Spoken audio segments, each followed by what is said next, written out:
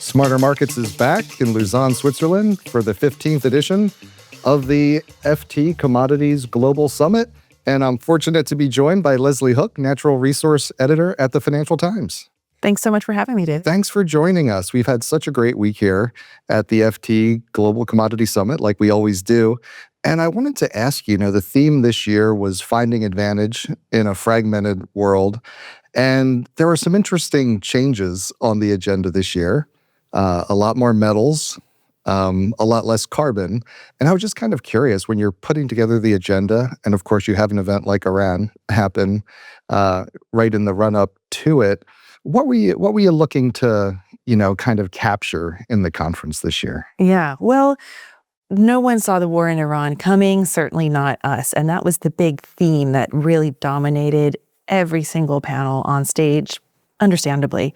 When we were putting the agenda together about 8 months ago, one observation is that a lot of the trading houses last year were diversifying into metals and diversifying out of energy markets, in some cases reinvesting the windfall energy profits they made in 2022, 2023 into other commodities. So we've seen gold desks at a couple of trading houses and big push into metals, including from Mercuria, which I think they said they've done $3 billion in prepayments now for their metals work.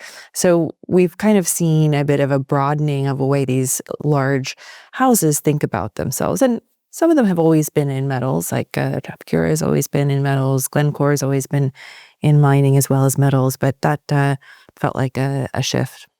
And you had the opportunity to interview the CEOs of basically all of those major commodity trading houses this week. I was curious, were there any moments that you'll take away?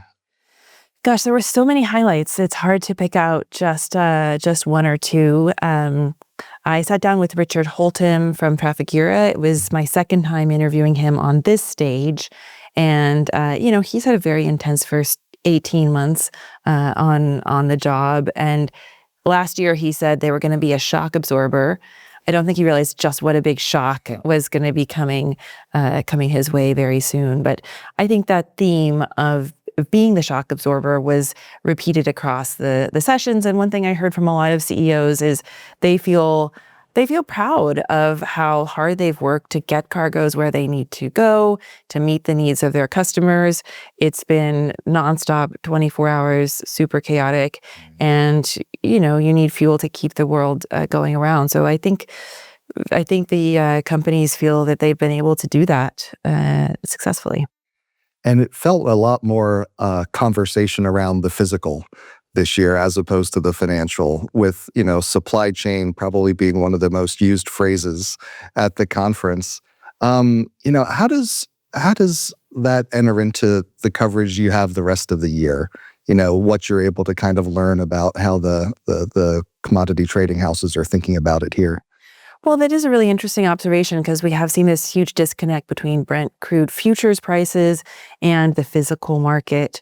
And it does feel like in the last 8 weeks or so since the war began, even our own coverage and what I'm talking about with my colleagues is much more focused on these physical markets, the regional premiums, dated Brent for physical delivery in the North Sea. So in a war like this disruption is physical, and that's kind of where the story is. And for the trading houses, that's where the work is. And I think this disconnect with the futures market is really interesting. And actually, I'd be curious to hear your thoughts on that too, because it does feel like the financial market is kind of voting in a very different direction than the physical traders. And certainly I've had a lot of people say to me here, they just feel like that Brent crude prices are really not pricing in what they're seeing on the ground. Absolutely. And one of my favorite panels this week was the oil panel on Tuesday morning, where it got pretty spicy. And what I really enjoyed about it was, I think you saw a lot of oil analysts, of which I am an alum, kind of really focused on this idea that the impacts have already happened, but the public and the markets are kind of sleepwalking through this event. And, the equity markets hitting all-time highs in the US. As you said, Brent kind of staying below 100, whereas people look at product prices in Asia near $200 a barrel, oil prices, 125 to 150. And I think there's this kind of widespread sense from people that are involved day to day in the markets that people who aren't involved day to day just don't know what's coming. And like we're all hoping for the best, but that's one of the things that really struck me this year was this kind of how do we communicate to those who aren't involved in the commodities markets every day, but are certainly affected by it. Um, the understanding that those who have their hands, deeply in it, what they're seeing happening right now. And Yeah, and I think that role of communication has been another theme this year, which is that most of the trading houses keep a low profile. They don't really come out in public that often, except for here. But actually, in these past few months, they've been on the phone with government officials. There's really been a huge effort for the industry to explain what's happening on the ground, what that means, what are the knock-on impacts. And so it does feel like that communication with governments is just happening at a much stronger pace. I mean, I'm based in the UK, and even there, where we don't have physical shortages yet, there's a very active dialogue between the big importers of fuel and refined products and the government about what are the stockpiles, what's coming, what's on the water, which was never the case before. And there seemed to be a lot more government officials here last year than other years, so that might just be my perception. Yeah. And you're right. I think it seems like the governments are calling on these commodity trading houses with their expertise, with the market participants, to try to help navigate the situation in a way that we haven't seen in a little while. We heard here from the chair of Exim Bank about, just the work they've been doing to help provide funding for companies that are exporting American oil and gas. So I think from the U.S., there's been this real step change in the pace and the ambition of the type of financial support they're providing in some cases. And you wrapped up the day today and the conference with the CFO panel, which is one of the perennial favorites of the conference. I think everyone likes to try to figure out how much money they're making, but you also really brought out the amount of risks that they're taking and how they're managing that. Did anything strike you this year?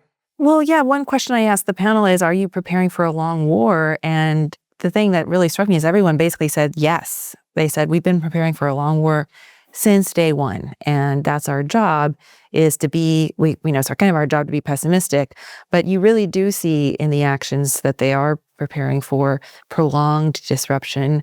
One other thing that struck me is they're also going to do quite well out of this period of volatility. That's the trading houses had record profits in 2022, 2023, and, they're well positioned to benefit financially from the crisis, even while the executives also say they hope it certainly ends soon.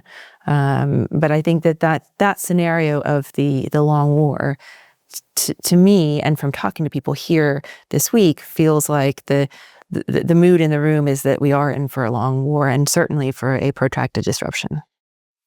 Well, thanks for bringing everyone into the room to talk about it. It was great to be here and really appreciate everything you and the FT do, putting this conference together every year. Thanks so much, David. It's great to be here.